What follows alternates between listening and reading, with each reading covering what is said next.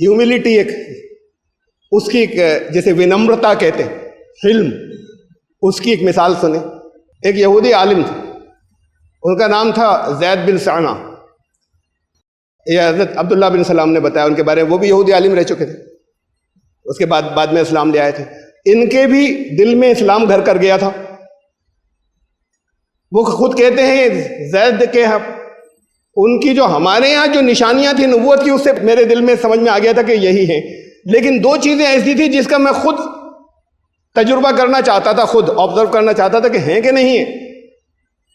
وہ میں نے پرسنلی نہیں دیکھی تھی اور نبوت کی نشانیوں میں تھی ہمارے پاس کہ جو آئے گا نبی اس کے اندر ہوں گی وہ چیزیں. اس میں ایک دونوں ملتی جلتی ہیں. نے کہا کہ جو کسی کا جہل، اس کی جہالت، کسی کا جہل جو ہے وہ نبی کے اوپر غالب نہیں آئے گا، اس کی جہالت. یعنی کتنی جہالت کا کام کرے یہ بردبار رہیں گے. یہ بہت ونمرتا کی بات کریں گے اس کے جواب میں. اور ایسے ہی کچھ الفاظ ہیں دوسرے، ملتی جلتی بات ہے کہ کسی کی جہالت کی بنیاد پر ریش نہیں ہوں گے، خفا نہیں ہوں گے کسی کی بےہودگی بدتمیزی کے اوپر. وہ کہتے ہیں کہ میں اس لیے جا کے ان کی محفل میں بیٹھا کرتا تھا کہ کبھی تو کوئی موقع آئے گا ٹیسٹ کرنے کا، مجھے یہ دو چیزیں چیک کرنی ہے. ایک دن موقع ملا انہیں. ہوا یوں کہ ایک بدو نے آ کے بتایا کہ رسول اللہ وہ قبیلہ ہے چھوٹا سا، کچھ لوگ ہیں وہاں پر، بہت چھوٹا سا گاؤں سا ہے، اس کے لوگ، ان کو میں نے سمجھایا، وہ ایمان لے آئے. ان سے میں نے کہا تھا تو ایمان لاؤ گے تو بڑی برکتیں ہوں گی، ان سے یہ کہہ دیا تھا میں نے. اور وہ ایمان تو لے آئے، وہاں قید پڑ گیا اور سب فاقے میں ہے. مجھے ڈر ہے کہ یہ تو پلٹ جائیں گے. تو حضور صلی اللہ علیہ وسلم نے کہا بھائی دوسروں کو مدد کرنی چاہیے، ایمان یہ چیزیں آتی رہتی ہیں آزمائش کے لیے، لیکن یہ بھی آزمائش ہے کہ اور لوگ کیا کر رہے ہیں. اس وقت جو چند لوگ بیٹھے تھے اس میں نہیں ہوں گے اس قابل. ادھر ادھر دیکھا کہ فوری کچھ ان کی ہیلپ کی جائے. یہ بولے میں موقع کا انتظار میں تھا. بولے یار کہ انہوں نے کہا کہ محمد میں قرض دیے دیتا ہوں، ابھی بھیج دیجئے، ایڈ بھیج دیجئے. وہاں پر 80 دینار کا غلہ اس نے خریدوایا، آپ نے قبول کر لیا. اچھا قرض لیا اس نے، آفر کیا تھا، لیکن قرض لینے کے آداب ایسے نہیں کہ کسی نے آفر کر دیا لے لیا. پہلے یہ طے ہو جائے کہ کتنے دنوں میں دے دوں گا. لوگ ایسا ہوتا ہے کہ دے دیتے ہیں، اس کے بعد پھر شکایت کرتے رہتے، مدت طے نہیں ہوئی تھی واپسی کی. یہ بڑا ضروری ہے کہ یہ طے کیا کہ یا بتایا کہ اتنے دنوں میں ادا کر دوں گا میں. ٹھیک ہے، بہت اچھا، شکریہ، دے دو. تو اس نے 80 دینار کا غلہ خرید کے بھجوا دیا. وہاں ڈسٹریبیوٹ ہوا، وہاں پر مدت طے ہو گئی تھی. اس مدت کے پوری ہونے سے 3 دن پہلے ایک دن پکڑ لیا اس نے،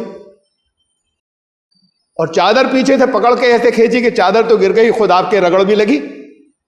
اور کہا محمد تم بڑی وعدہ خلافی کرتے ہو، مجھے ایسا لگ رہا ہے تمہیں پیسے واپس کرنے کی کوئی فکر نہیں ہے، مجھ سے قرضہ لیا تھا. اور بہت بدتمیزی اور گستاخی سے بات کی. اور یہ عبد المطلب کے خاندان کرتا ہی ایسا ہے، بدعہدی کرتا ہے، پیسے مار لیتا ہے لوگوں کا. اب یہ باپ دادا کو کہہ دیا یہ، اور وہاں کے عربوں کے لیے جو ہے وہ آپس میں بھی ہوتا ہے نا، کوئی برا بھلا کہہ رہا ہو ذرا باپ کو کہہ دیا تو آگ لگ جاتی کہ جب باپ تک نہیں پہنچو گے. بھائی مجھے کہہ لیا تھا. لیکن یہ عبد المطلب کے خاندان میں ہوتا ہی یہی ہے کہ مار جاتے ہیں پیسے لوگوں کے. ابھی 3 دن باقی تھے جو وعدہ کیا تھا اس مدت کو. حضرت عمر تھے ساتھ میں، ان کو تو بڑا تیش آ گیا. کہا کہ گستاخ تیری تو ابھی گردن اڑا دیتا، یہ حضور ساتھ میں، میرا ہاتھ اس لیے رکا ہوا ہے. حضرت عمر سے فرمایا مسکرا کے کہ عمر مجھے اور اس کو دونوں کو تم سے یہ امید نہیں تھی. تمہیں کچھ میرے ساتھ میں تو تمہیں یہ کرنا چاہیے تھا کہ تم مجھے سمجھاتے یا مجھے یہ لیسن دیتے کہ قرض جو ہے وہ آخری تاریخ کا انتظار کیوں کریں. جب گنجائش ہو تو پہلے بھی رسول ہم کسی سے کہہ دیتے یا بیت المال سے دلواتے. اپنے پاس تو کچھ تھا نہیں، پہلے بھی کرا سکتے تھے. کہا مجھے تو امید نہیں تھی، مجھے امید یہ تھی کہ تم مجھے سمجھاؤ گے قرض ادا کرنے کے آداب کیا ہوتے ہیں، کہ جب موقع ہو جیسے ہی ہو فوراً دے دیں، یہ نہیں کہ ابھی وعدہ تو تب کا تھا، ابھی چھوڑیے، ابھی تو اپنے کام چل رہا ہے، اپنے کام میں لگائے رکھیں، وہ لاسٹ ڈیٹ میں دیں گے اور لاسٹ ڈیٹ پھر نکل جاتی ہے، اس وقت وہ اپنے جگہ جگہ جو ہے وہ کام لگا لیتے ہیں لوگ۔ کہا مجھے تو یہ امید تھی مجھے تم سمجھاؤ گے، اور ان کو شاید یہ امید تھی یا تمہیں کرنا یہ چاہیے تھا کہ انہیں تم قرض مانگنے کے آداب سکھاتے۔ حضرت عمر سے یہ کہا اور کہا جاؤ ان کا قرض ادا کرنے کا انتظام کرو۔ حضرت عمر نے کروا دیا اور یہی کہا کچھ اور ایکسٹرا دینا، خالی اتنا ہی نہیں۔ یہ ہے قرض ادا کرنے کے آداب، کوئی سود نہیں ہے، کوئی ایگریمنٹ نہیں ہے، لیکن دے تو کچھ بڑھا کر دے دیں، کہا کچھ ایکسٹرا دے دینا۔ حضرت عمر نے وہ 80 دینار واپس کروا دیے اور کچھ کھجوریں تھیں جو وہ اور ایکسٹرا دیں۔ اس نے کہا یہ کیوں؟ کہا یہ اس لیے جو اس دن میں نے تمہارے ساتھ میں جو زبان استعمال کی تھی، یہ اس کی وجہ سے، یہ اس کا بدلہ۔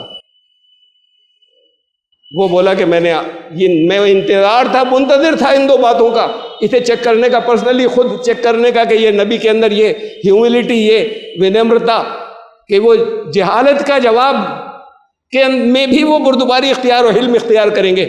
میں اس کا منتظر تھا کہ خود معائنہ کروں اور خود دیکھوں، اس لیے میں نے یہ سین کریٹ کیا تھا، جان کر کیا تھا، اور میں ان پر ایمان لاتا ہوں۔ حضور کے پاس لے گئے حضرت عمر، اور اس کے بعد پھر یہ زید جو ہے وہ بہت سے غزوات میں بھی شامل ہوئے، اور بولے کہ میں بہت دولت مند ہوں، میری آدھی دولت جو ہے وہ دین کے لیے میں وقف کرتا ہوں۔ تو یہ تھے نمونے، اور ایسے لوگ آئے، خالی آ ہی نہیں گئے، آج ان کا آدھی دولت دیتا ہوں، بتایا کہ بہت دولت مند ہوں میرے پاس، اور آدھی دولت میری دین کے لیے۔ اسے چیک کرنا باقی ہے۔ تو یہ اگر نہیں، یہ ہیوملٹی اگر نہیں ہے تو پھر نبی کا نمونہ نہیں ہے۔ انکساری اور ونمرتا، سختی، اور یہ اس کا اظہار سختی کا خاص طور سے جہالت کے جواب میں، جہاں جہاں کہیں ہوتا ہے اپنے آپ کو ٹرین کریں، اپنی ٹریننگ شروع کریں، اور ہو جاتا ہے دوسروں سے کہیں کہ بھی ٹوک دیا کرو، بتا دیا کرو غلطی ہو گئی۔ اور بتانا لحاظ یہ بھی اس میں مل رہا ہے نا، یہ لحاظ نہیں ہونا چاہیے، بتا دینا چاہیے۔ کہا نا حضرت عمر سے کہ تم نے مجھے یہ سکھایا ہوتا کہ قرض دینے کے آداب کیا ہوتے ہیں۔ اب وہ سکھا تو نہیں رہے، لیکن یہ اس بات کو واضح کر دیا کہ دوسرے لوگ جو ہیں وہ بتا دیا کریں کہ بھئی اس جگہ پر یہ ایسے نہیں مناسب تھا، ایسے ہونا چاہیے تھا۔ تمام زندگی کے اندر ہے، لیکن میں نے ایک واقعہ آپ کے سامنے رکھا ہے، آپ کے حلم کا یا بردباری کا، کہ وہ اس کے پاس موجود تھا کہ یہ نبوت کی نشانیوں میں سے ہے، اور وہ ان کو پرسنلی ذاتی طور پہ چیک کرنا چاہتا تھا، اور پھر اس کے لیے خود ایک سین کریٹ کیا اور پھر چیک کیا اور اس کے بعد ایمان لایا۔